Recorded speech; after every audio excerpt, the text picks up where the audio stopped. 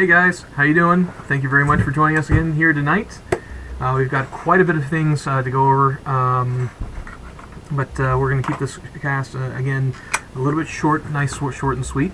Again, oh wow, more stuff. We got a bunch of stuff that just keeps on coming in pretty much every single day, guys. And oh wow, yeah, we might want to keep this one, yeah. So, off to the side here. So, and the ads are back. You might have to refresh. We've been currently told it, you might have to refresh. If you do, you should be able to enjoy an ad-free existence. If it still persists, let me know. I worked with a couple of guys over at Just.TV, and what happened was that, and the reason why you can't see some of the old stuff is that they have changed up their policies yet again when it comes to how things are, well, in this case, how they handle all their billing and whatnot. And because of the way that they handle their billing, we got lost in what they currently have, and meaning in their billing system, and it cut off what we typically spend every month in order to do these live broadcasts. And because of that, you were getting ads again, and that's the reason why that is what it is. The problem is that I just resubscribed because I had to through their version. Supposedly, you get 0 ads, meaning all the people who are watching you get 0 ads. So if you need to, just go and refresh your browser, and it'll keep that from happening. If it doesn't, let me know, and I will get back with them and basically say, hey guys, what's the deal? I gave you my money. It's what your policies say. What gives? So let me know, and that goes for anyone who's out there. If you guys are watching and you're getting the ads, just let me know, and because I'm not getting any ads right here where we are. There we go. Anyway, a lot of things have happened. Yes, we did secure the building. However, the building came unsecured. You may be asking what in the world happened. The building, as it's known today, was never, I know this is going to sound funny, was never really locked up. There's only one door that actually had a deadbolt. All the rest of them were very sophisticated locks that when you turn off the power, the locks don't work anymore, and there were no deadbolts. So, yeah, there you go. Also, if you guys are continuing to get the ads, stuff like that, there is an ad block plus attachment for I think it's for Mozilla Firefox that you could use. And so if you're watching anything, if you're watching us or anything else on JustNet TV, it helps out quite a bit. So considering that some of these ads sometimes don't necessarily, because the ads sometimes continue to persist. But here again, I'll work with JustNet TV and find out what the heck is going on. So that's where we are. All right. So I'm gonna turn it over to Chief. Hola. Don't mind me. I just moved some of this paperweight stuff out of the way. Move this stuff back. This guy back here. There we go. Yeah. Oh, there's some more boards down there. I got them.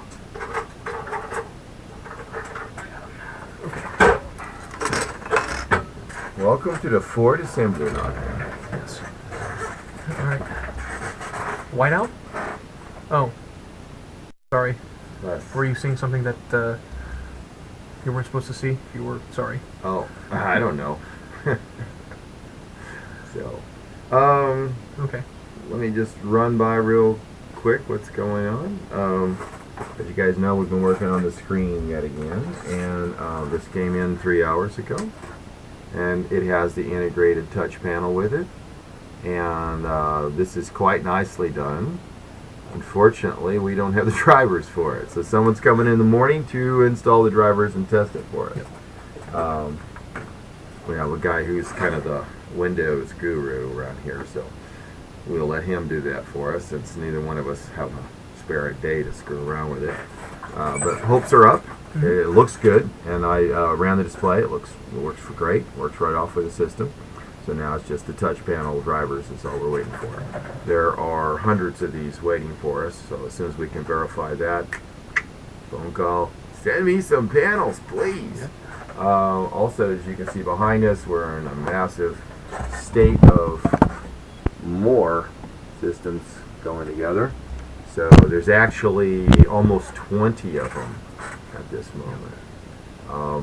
One thing that Davo did today was we went back through, and except for this, we've got close to 30 in process. So tomorrow we're going to have Evgeny run a bunch of these. So that way we can keep get going on the assembly. So that's pretty good. Lots of stuff is starting to really trickle out, or trickle is not the right word, to explode all over us. From my trip to China, they finished the volcano bodies, and they look great. So we have 48 volcanoes on their way to us. Yeah, you heard right. We'll have to test them, but the hard part of the machining's done, and so that's awesome. I've got 200 MK1s on the way. Hassel dropped off the fusion chambers, 201 of them. I saw them. So, yeah. You know, I'm praying, but it seems like some of this hard work is finally trying to come back. It's been a very, very tedious process to work with these suppliers. Part of it's our fault, you know, the documentation. And I know Greg knows how weak that is. But, you know, just making it perfect and then seeing how it goes from there. And part of it is really vetting out your suppliers, because we had some quality issues with that. Anyway, we also got some, the I'm going to talk about something for a second. It's all right. All right. Okay. Someone in England, Sir David, has been helping us. He's been working on printing in a cold environment, and he has goosed his hotbed up to 100 degrees centigrade, and had a much better printing sticking experience with ABS at the 103 degree mark or so. He doesn't blessed with Aquanet there in his part of the world. They don't sell so it. he ordered some. Of course, his wife was highly suspicious why a bald man would be ordering Aquanet, thinking, whoa, what's coming down? But bottom line is that the current hotbeds that we've been shipping that really max out around 70 to 73 degrees, depending on what you've got going without a heat lamp on them. The new boards, which have the trough not on them, so there's a smaller surface area that's heated. They shrank the outside peripheral, which was not being used for the build area. I shrank that down, still the same mounting holes, and then I increased the wattage on them. Those boards should be available for shipment to us tomorrow. We're hoping. And so there's another batch of stuff coming to us. So we'll have a week from today. I'm hoping that we will print with the new bed and give a demo on it and show what temperature it hits with the 12-volt drive. And so I'm thinking that that's something that a lot of people are going to want. And those of you that want to test it, I made enough of them for everybody. So all you're going to pay is whatever the actual shipping charge is. I will pay for the new hotbed for you. So if it's 25 bucks to ship it and you want one, it's 25 bucks for you. If you're closer by, if it fits, it ships. Maybe it's going to be $9. I don't know. Domestic people won't pay so much. Anyway, anybody who wants to get on the list for the hotter build plates, build platforms, just start emailing us. Send us an email. And including you, Tim. If you want some, just send me an email. I'll put you right on that list. So I think that's interesting. We also just received something which is our really hot plate for testing. So we'll let you know next week how that works out. But we have a hot plate that really gets hot. Yes. And I mean really gets hot. Like north of 200 C. And we're not even sure what we'll do with it, but it has a vacuum bed and a super hot plate all in unified.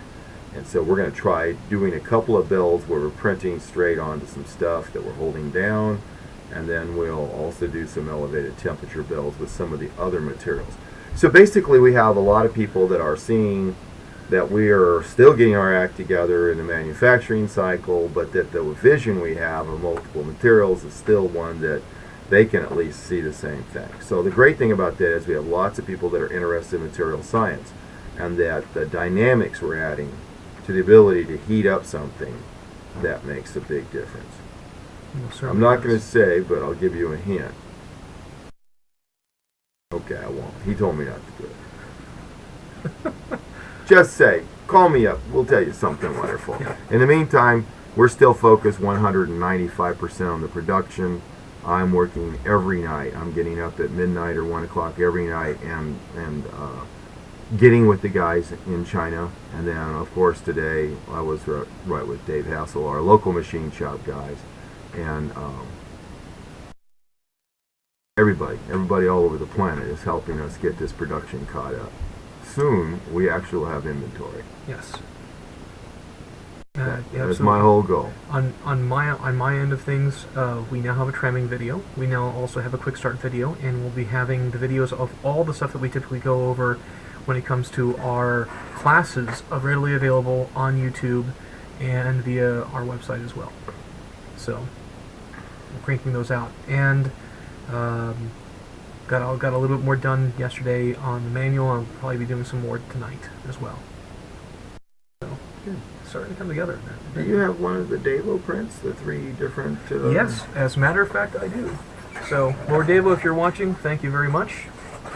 Great idea.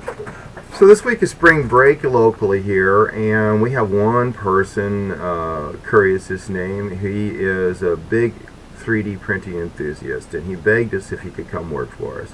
And he's a nice young man, but he is a young man. And so he has been in, and we have let him just print like a maniac. And one of the things that Davo, Lord Davo, has been trying to impart to us would be to make a little test piece that would allow us to demonstrate, you know, a little bit about what the printer can do. So as it evolves, we can keep people in realistically and accurately into the state of what it can do, not to misrepresent what it's currently doing.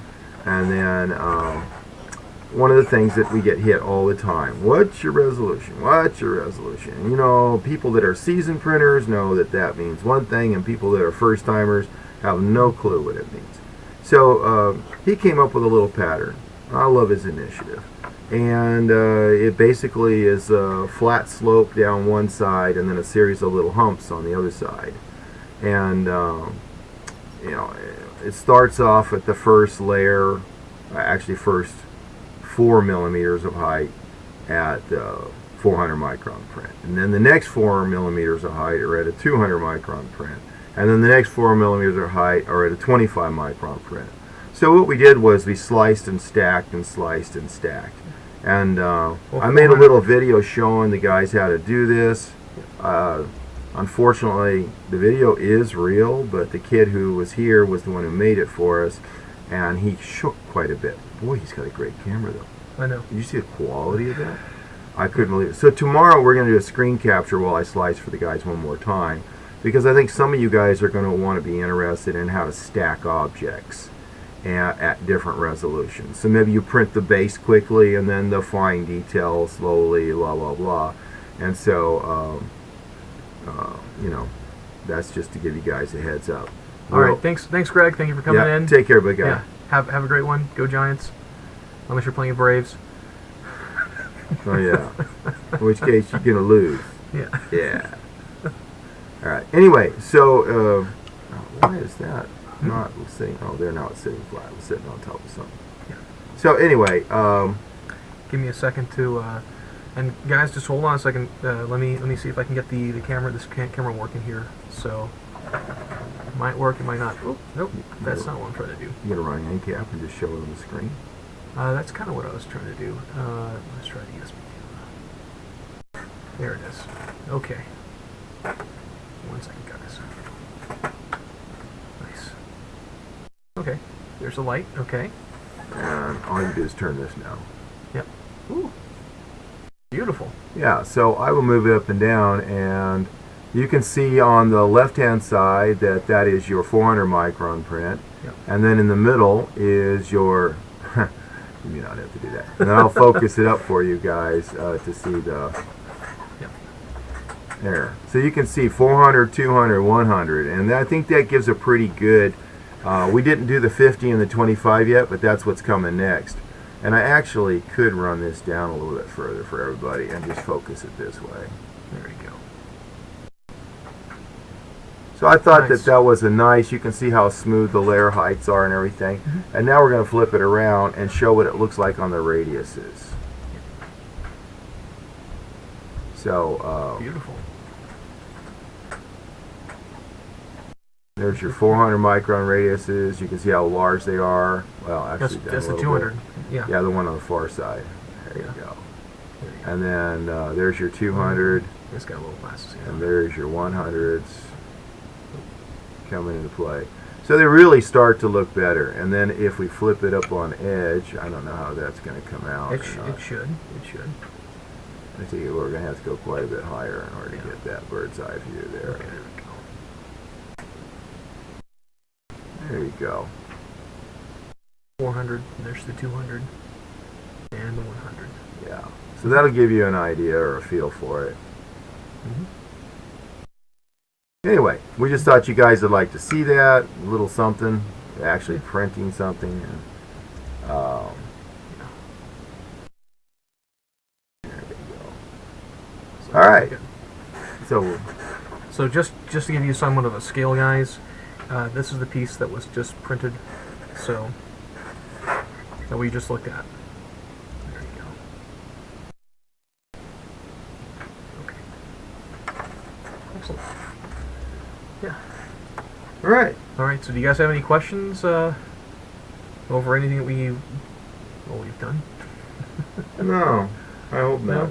Okay. It's not. It's another lackluster. Just saying, so you guys know we're still alive. I mean, we're just hooking with you. We're working day and night right now, and yeah, that's it. I mean, it's coming together. What can I say? Little by little. Lot by lot in some cases. Well, yeah. A little by lot. Anyway, so I'm turning into a pumpkin. If there's not really much going on, then Les, I'd still like to talk to you about what's going on with your x-axis. So if you're going to be up after this, maybe I'll have 10 minutes that we can talk, and take from there. Orion. No, we have not. I have not made the YouTube videos public just as of yet. They, I wanted to keep them private just for the moment when it comes to the tramming and also the quick start video. And I'm glad that I did, because I realized there were, especially on the tramming video, there was one thing. I mean, I could show it to you guys, but I remember there was one thing that I forgot to put on the video. So maybe you can put them up and they can critique something that they don't see. We might have forgot something, so that would be a big help. Yeah, that'd be just fine. Tomorrow? Yeah, tomorrow. Okay. Yeah. And, oh, that's, by the way, both lessons were having that same issue. Yeah, but So. I gotta see the G code. Okay, so hybrid tetrahedron or less music? I gotta talk to Les about what he's doing. Les music. Les Wilhelm, different story. I'd like to see his G code first. Okay. Because I'm suspicious he's not filtering it. Okay. It's that motorboating thing. I'm gonna have to build a filter for it. We've got it in Python, but I'm not a Python expert, so we're gonna have to convert that to C#. And I've got someone who does Python pretty well, so I'm asking them to look at it. Okay. See if we can take those jerky moves out of there. Excellent. So, hybrid tetrahedron asks, are there multiple x-axis issues? Different story. It's not an individual x-axis issue. I believe that the issue moved when the object was rotated from one axis to another. So that's not a mechanical issue. It's more something going on with the G-code interaction. So I'm just going to talk to Les Music tonight, hopefully. We've been trying to hook up all day. He kind of like Skyped when I wasn't here, and then I Skyped him when he wasn't there. So phone tag.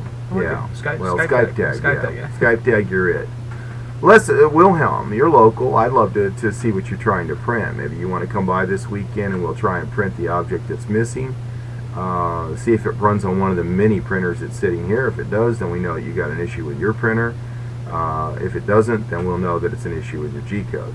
So yeah, that might be a good plan. That probably would be much better. I can also show you how to upload the latest firmware and software at the same time. Okay. So, Rich 0MD, stupid question. What is the volcano you mentioned earlier? First time I've been able to catch a live cast. It's the heated Emo 25. So it is. It takes the cylinders for the clay or other materials that are emulsifiable, and you have the ability to heat them up to 100 degrees centigrade. So things like wax and chocolate, marzipan's on the list for someone, things like that, you can heat them up and then extrude them. And warning on the chocolate, only certain chocolates work with it. Most chocolates do not work well because they don't re-solidify very good. But some chocolates do harden quickly, like the ones you dip your ice cream cone in. That's good stuff. So in case somebody's got a fetish for dipped ice cream cone, I just wanted you to know.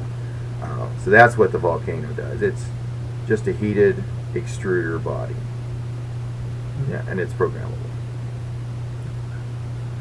Great question. Let's see. Any other questions, guys? Or wow, that'll be like the fastest broadcast we've ever had. Well, it's appropriate tonight. I'm dead. Sorry, guys. I apologize. I know the last broadcast and this one I look like death warmed over. They didn't bother to warm me up very much, so it's just that we start so early in the morning. By now, I am toast. So I actually went and took a 30-minute nap before the broadcast tonight because I couldn't stay up any longer. But it's not for lack of enthusiasm, it's just lack of physical ability to stay awake.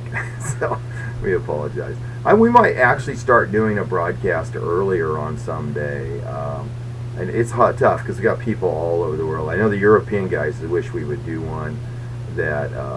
It's like around noon. Yeah. And we could definitely do that. I mean, Sundays. Well, that's kind of tough because a lot of people go to church on Sundays and that. And we don't have to be live for everybody. I have no problem doing a noon broadcast or a 3 o'clock broadcast. That's 9 p.m. in Europe. It's noon in California. Yeah. What do you guys think about that? We would like to try and do maybe a Sunday 3 p.m. or 4 p.m. Even 10 o'clock isn't that wild of a late stay up for people in Europe. Yeah. 10 to 11, they still get to bed before the pumpkin comes out. So that's nice. Why don't we do that? Why don't we shoot for 4 p.m. our time, 10 o'clock European time, 9 o'clock in David Kippel's time. And in Australia, that's like 6 o'clock in the morning, if I'm not mistaken, 6 or 7 o'clock. Oh my God! So that would actually work. What do you guys think? I don't know if David Kippel gets up that early on a weekend. Just kidding. Oh. I'm sure everybody'd be up for it. Nurrock says after 4. Okay. After 4 on Sundays. Okay. Cool. All right. So, I know we kind of started off a little bit. Orion says I'm all for it. Excellent. All right. Let me ask you guys a question. Hutch and I have this discussion all the time. Because we're printing here every day doing the demos and stuff, by the time we get to the broadcast time, I'm not going to say we're printed out, but I feel like maybe it'd be nice to have some little sample print on every broadcast, even like this one here, just to show you guys something that we're doing or get feedback on you guys. You guys like that? Would you like to have that go on at the beginning of the broadcast? It seems like a good idea, but that sounds like something you guys have endorsed, and we'll go ahead and try and get that started so that something is running when we're actually doing our broadcast, I think. So, have something to add, pop some questions on. No, I'm thinking about it. I'm going to need another. I'm going to buy another camera because then we can seamlessly transition from one to the other, from back one to again. the next, and from this camera to that camera to one of those cameras. So super. Yeah, I think that'll work out actually quite nicely. I think everyone will enjoy that. I know I will. So, yeah, okay, works for me. Thank you. Go for it. Yeah. Thank you. All right. So this Sunday, let's schedule a 4 p.m. broadcast. Okay. And we're going to print something. Mm-hmm. And Hutch is going to give you the links to his videos. And we'll see if Carl can give you guys some links to something else. I'm not going to say what it is. Whoa, hey. Actually, I am going to give out a link to at least one of the 3 softwares. Okay. I'm going to give links to the latest version of RepTrol without question. Okay. Because there are a few people out there I like them to look at it and give me their feedback on if there's nothing else. And I think there will be something else, but I'm not going to guarantee it yet. Got it. So that'll be great. Yeah.